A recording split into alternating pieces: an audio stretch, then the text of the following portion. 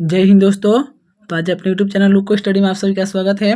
आज की इस वीडियो में हम लोग 25 से आगे क्वेश्चन देखने वाले हैं। इससे पीछे वाले वीडियो में हम लोग 1 से लेकर 24 तक प्रश्न देखे थे। तो अगर आप लोग वो वाला वीडियो नहीं देखे तो जाकर देख लीजिएगा, आपको प्ले लिस्ट में दे दिया गया है। देखिए इसमें जो काफ़ी ज़्यादा इंपॉर्टेंट क्वेश्चन दिया है, देखने कितना इस एग्जाम में पूछा हुआ है। IAS, RRB मतलब आपके BPSC। तो देख लीजिए कितना एग्जाम में सब पूछा हुआ प्रश्न है। ये क्वेश्चन और ये बुक आपके एग्जाम की दृष्टि से काफ़ी ज़्यादा इंपॉर्टेंट है। आप कोई भी सरकारी जॉब की तैयारी करते होंगे तो हमारे चैनल से जुड़ जाइएगा और चैनल को सब्सक्राइब करके वीडियो को लाइक कर दीजिएगा, क्योंकि इस चैनल पर आपको काफ़ी ज़्यादा इंपॉर्टेंट क्वेश्चन करवाया जाता है, और जीके हो या GS हो। ठीक है, तो हमारे चैनल को सब्सक्राइब करके वीडियो को लाइक कर दीजिएगा। चलिए अपने आज के सेशन स्टार्ट करते हैं। देखिए पहला नंबर प्रश्न दिया है, निम्नलिखित में से कौन एक सदिश राशि नहीं है, बताइए। निम्नलिखित में से कौन सा एक सदिश राशि नहीं है? तो राइट आंसर हो जाएगा आपका ऑप्शन नंबर डी हो जाएगा, द्रव्यमान। द्रव्यमान ये सदिश राशि नहीं है, ये अदिश राशि है। तो correct answer option number D हो जाएगा। अदिश राशि है, बताइए इसमें से अदिश राशि कौन सा है?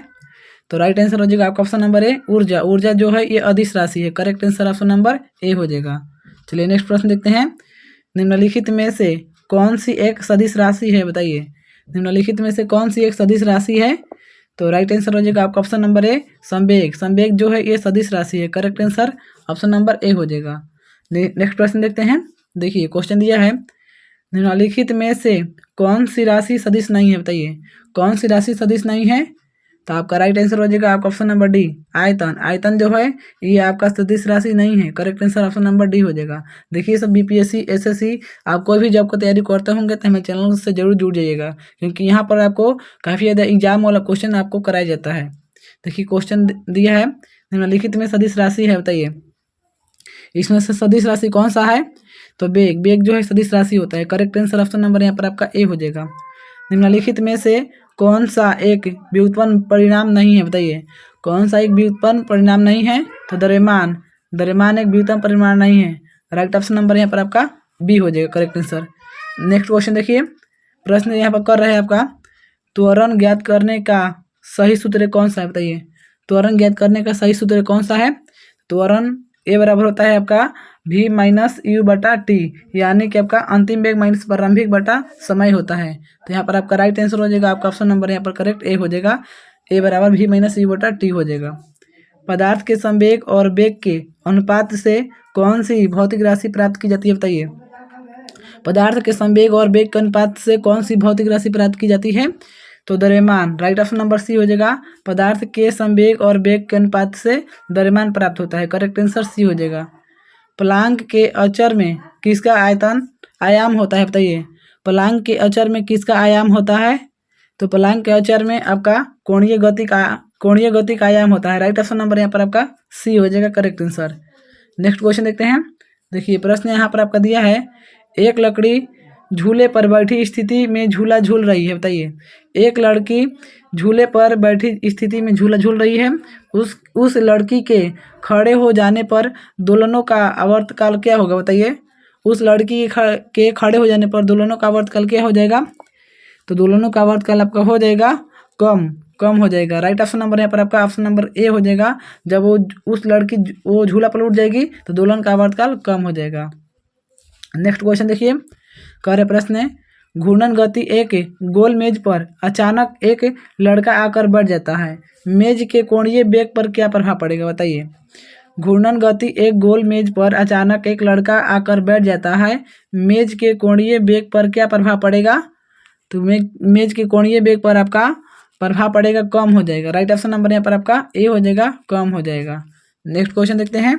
देखिए अगर अब तक वीडियो को लाइक नहीं किए तो वीडियो को लाइक कर दीजिएगा, क्योंकि आप लोग वीडियो देखकर चले जाते हैं। हम लोग इतना मेहनत करते हैं आपको लिए, तो आप एक लाइक भी नहीं करते हैं। कम से कम एक लाइक तो कर दीजिएगा। देखिए क्वेश्चन दिया है, यदि किसी चलती हुई वस्तु के वेग को 2 गुना कर दिया जाए तो उसका या उसकी क्या होगा, बताइए। यदि किसी चलती हुई वस्तु के वेग को 2 गुना कर दिया जाए तो क्या होगा? 2 गुना कर दिया जाता है तो गति ऊर्जा 4 गुनी हो जाती है। राइट ऑप्शन नंबर यहाँ पर आपका ऑप्शन नंबर सी हो जाएगा। गतिज ऊर्जा 4 गुना हो जाएगा। Correct answer C. Next question देखिए, कह रहा है क्वेश्चन, किसी पिंड के द्रव्यमान तथा भार के अंतर होता है क्योंकि, बताइए। किसी पिंड के द्रव्यमान तथा भार का अंतर क्या होता है? तो किसी पिंड के द्रव्यमान तथा भार का अंतर होता है द्रव्यमान स्थिर रहता है जबकि भार परिवर्तनीय होता है। द्रव्यमान स्थिर रहता है और भार परिवर्तनीय होता है। तो राइट ऑप्शन नंबर यहाँ पर आपका करेक्ट आंसर बी हो जाएगा। किसी भी स्थिर या गतिशील वस्तु की स्थिति और दिशा में तब तक कोई परिवर्तन नहीं होता जब तक उस पर कोई बाह्य बल सक्रिय न हो। यह है, बताइए यह क्या है, ये कौन सा नियम है? तो यह आपका हो जाएगा न्यूटन के गति का विषयक प्रथम नियम है। राइट ऑप्शन नंबर यहाँ पर आपका ए हो जाएगा। अब से क्वेश्चन देखिए, किसी भी स्थिर या गतिशील वस्तु की स्थिति और दिशा में तब तक कोई परिवर्तन नहीं होता जब तक उस पर कोई बाह्य बल सक्रिय न हो। यह क्या है? तो यह न्यूटन गति का प्रथम नियम है। राइट ऑप्शन नंबर ए हो जाएगा। नेक्स्ट क्वेश्चन देखिए, कह रहे प्रश्न यहाँ पर आपका, किसी असंतुलित बल द्वारा किसी पिंड में उत्पन्न त्वरण क्या होता है? बताइए, किसी असंतुलित बल द्वारा किसी पिंड में उत्पन्न त्वरण क्या होता है? तो किसी पिंड में उत्पन्न त्वरण बल के अनुकर्मानुपाती होता है। राइट ऑप्शन बी हो जाएगा।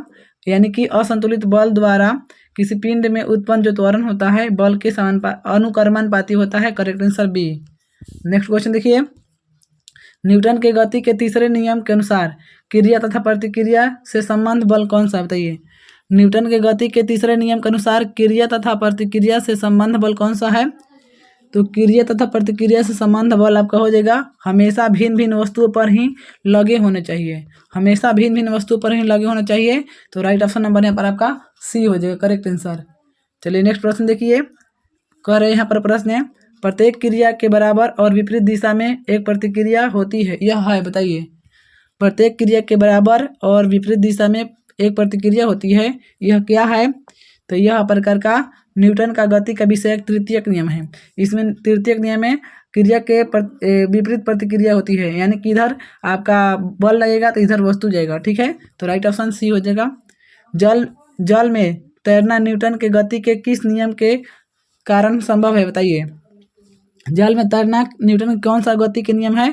तो न्यूटन के तृतीय नियम है। राइट ऑप्शन नंबर सी हो जाएगा। न्यूटन के गति के तृतीय नियम के अनुसार कोई व्यक्ति या वस्तु जल में तैर सकता है।